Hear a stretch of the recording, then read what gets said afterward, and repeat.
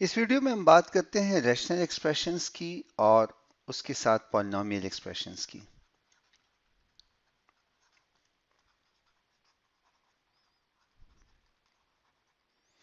और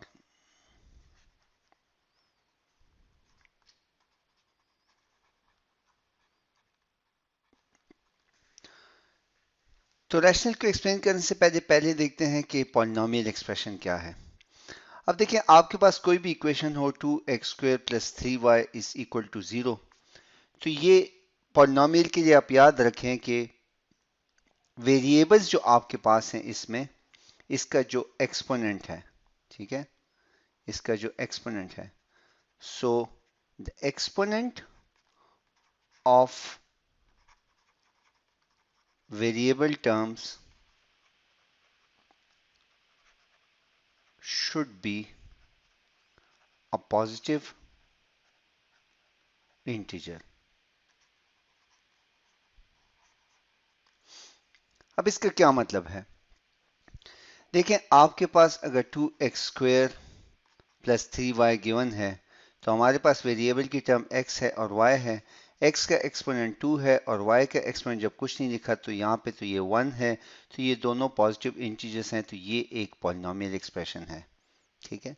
लेकिन अगर हमारे पास यूं गिवन हो कि 2 upon x plus 3y is equal to 5, पहले तो आप इस इक्वेशन को सिंप्लीफाई कर लें तो ये हो जाएगा 2 इंटू एक्स, ये x जब ऊपर की तरफ आएगा तो ये -1 हो जाएगा, और प्लस 3y, और इस 5 को भी मैं उस तरफ ले जाता हूँ, -5 इज इक्वल टू 0। तो अब अगर आप देखें तो वेरिएबल टर्म्स के जो पावर्स हैं, ये देखें, ये -1 है और ये हमारे पास 1 है। तो इसके अंदर चूंकि हमारे पास एक नेगेटिव आ गया है, तो ये इक्वेशन हमारे पास नॉट अ पॉलिनोमियल, ठीक है, क्योंकि हमारे पास इसकी पावर -1 है और नेगेटिव को ये कवर नहीं करता। अच्छा, अब हमारे पास एक इक्वेशन है कि 5, क्या ये पॉलिनोमियल है कि नहीं?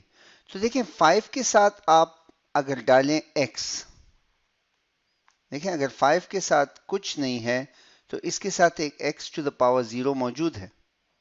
x टू द पावर 0 बराबर होता है 1 के, और इसका मतलब 5 ही है। तो ये अगर 5 इंटू एक्स पावर 0 है, तो देखिए, एनीथिंग रेज्ड वेरिएबल की टर्म्स का अगर पावर 0 है तो 0 1 2 3 अप टू इंफिनिटी, ये हमारे पास पॉजिटिव इंटीजर्स हैं, और ये 5, सिर्फ अगर 5 लिखा हुआ है तो ये एक पॉलिनोमियल है, ठीक है। अब ये तो हमारे पास पॉलिनोमियल हो गए। तो अब जब भी अच्छा, किसी भी इक्वेशन को जब आप लिखेंगे तो आपके पास, अगर आप देखें कि हमारे पास एक एक्सप्रेशन अगर लिखी जाती है 6x plus 3y plus 5 is equal to 0, तो ये इसके अंदर ये 6x 3y और 5, इनको कहा जाता है टर्म्स, ठीक है, पॉली, मैनी और नॉमियल टर्म। जिसमें मैनी टर्म्स हो उसको हम एक पॉलिनोमियल एक्सप्रेशन बोलते हैं। अब इसी 6x को अगर मैं मजीद देखूं तो 6x, हमारे पास इसमें 6 कांस्टेंट टर्म है और इसी को कोफिशिएंट भी बोला जाता है, और x हमारे पास वेरिएबल टर्म है, ठीक है। तो आपके पास जब कभी ऐसी कोई एक्सप्रेशन हो तो आपने पहले तो आप याद रखें कि ये इसके अंदर हमारे पास टर्म्स की कम्बिनेशन है, और इन टर्म्स के अंदर हमने देखना है कि जो हमारे पास वेरिएबल टर्म्स हैं, वेरिएबल्स के ऊपर हमारे पास पावर क्या होगी, तो इसकी बेस के ऊपर हम डिसाइड करेंगे। अब जब हम पॉलिनोमियल को समझ गए हैं तो अब हम देखते हैं कि रैशनल एक्सप्रेशन क्या है।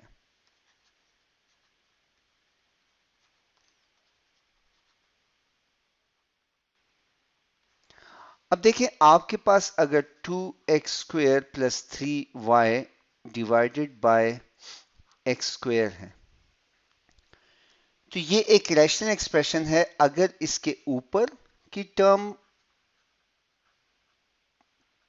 पॉलिनोमियल है और नीचे की टर्म भी पॉलिनोमियल है। ये जरूरी है, अगर ये दो टर्म्स पॉलिनोमियल हैं तो तब जाके ये एक रैशनल एक्सप्रेशन बनेगी।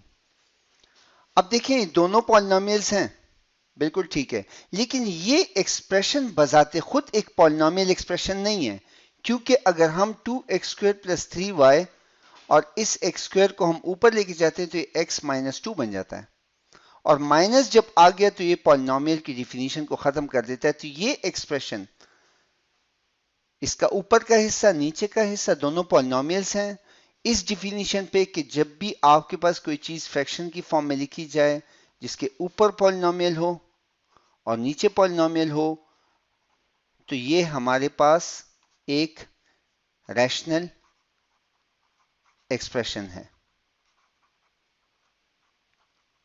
लेकिन जरूरी नहीं है कि वो रैशनल एक्सप्रेशन एक पॉलिनोमियल एक्सप्रेशन भी हो। तो आप ये याद रखें कि आपके पास अगर लिखा हो, अब देखें रैशनल में जरूरी है कि उसको बटा की फॉर्म में लिखा जाए। तो अगर मुझे कोई कहता है कि 2x² plus 3y is equal to 0, क्या अब हमें ये तो पता है, देखिए इसकी पावर स्क्वायर है, इसकी पावर 1 है, हम ये तो मानते हैं कि ये एक पॉलिनोमियल एक्सप्रेशन है, लेकिन क्या ये एक रैशनल एक्सप्रेशन है? रैशनल एक्सप्रेशन के लिए इसके नीचे भी पॉलिनोमियल होना चाहिए। तो देखिए किसी भी चीज के नीचे हम बड़ी आसानी से डिवाइड बाय 1 लिख सकते हैं, डिवाइड बाय 1 लिखने से कोई फर्क नहीं पड़ता, और 1 बजाते खुद मैंने आपसे कहा कि 1 हो सकता है कि x टू द पावर 0 हो, तो ये एक पॉलिनोमियल एक्सप्रेशन है। तो एक पॉलिनोमियल टर्म को डिवाइड करिए दूसरी पॉलिनोमियल टर्म, तो ये पॉलिनोमियल एक्सप्रेशन असल में रैशनल एक्सप्रेशन भी है। ठीक है,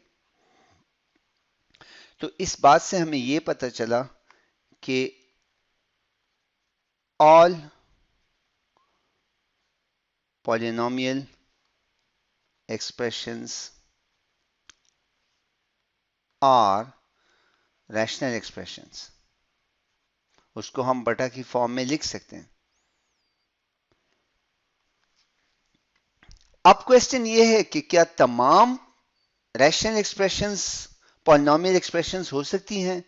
तो ये हमने देखा है कि अगर आपके पास 2x² डिवाइडेड बाय x³ लिखा हुआ है तो ऊपर भी पॉलिनोमियल है नीचे भी पॉलिनोमियल है, ये मिला के हमारे पास एक रैशनल एक्सप्रेशन तो बनती है। लेकिन ओवरऑल अगर मैं इसको सॉल्व करूं तो ये हमारे पास 2x² डिवाइड बाय x³ है, ये 2 इसको ख़त्म कर देगा, ये x ख़त्म हो जाएगा तो ये 2/x हो जाएगा जो बराबर है 2 इंटू एक्स पावर माइनस 1 के। तो जब हमारे पास नेगेटिव आ गया है तो ये पॉलिनोमियल नहीं रहा, तो this is not a polynomial. ठीक है, तो बात क्या हुई कि हमारे पास तमाम पॉलिनोमियल्स तो रैशनल एक्सप्रेशंस हैं लेकिन तमाम रैशनल एक्सप्रेशंस पॉलिनोमियल नहीं है। अब कोई भी एक्सप्रेशन हो वो किसी भी फॉर्म में लिखी गई हो, ठीक है, वो आपकी एक अलजेब्रिक एक्सप्रेशन है। आप इसको यूं समझें कि अलजेब्रिक एक्सप्रेशन, इसके नीचे तमाम रैशनल एक्सप्रेशंस आती हैं, ठीक है, और इसके नीचे तमाम पॉलिनोमियल एक्सप्रेशंस आती हैं, लेकिन ज़रूरी नहीं है कि तमाम रैशनल एक्सप्रेशंस भी पॉलिनोमियल हो या तमाम अलजेब्रिक एक्सप्रेशंस पॉलिनोमियल्स हो, रैशनल एक्सप्रेशंस हो। मैं आपको ये बताता हूँ, ये बात एक्सप्लेन करके। देखें अब सपोज करें कि आपके पास यूं लिखा हुआ है कि 5x का root plus 3y divided by 2x। अब ये एक्सप्रेशन एक अलजेब्रिक एक्सप्रेशन है, ठीक है, this is an algebraic expression.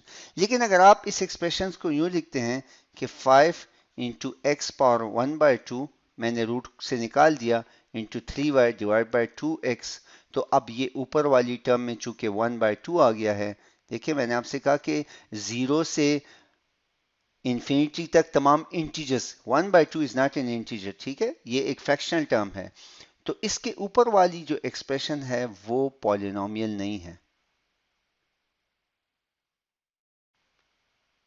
ठीक है, जब ऊपर वाली टर्म पॉलिनोमियल नहीं है तो नीचे वाली पॉलिनोमियल हो भी तो ये हमारे पास एक रैशनल एक्सप्रेशन नहीं है।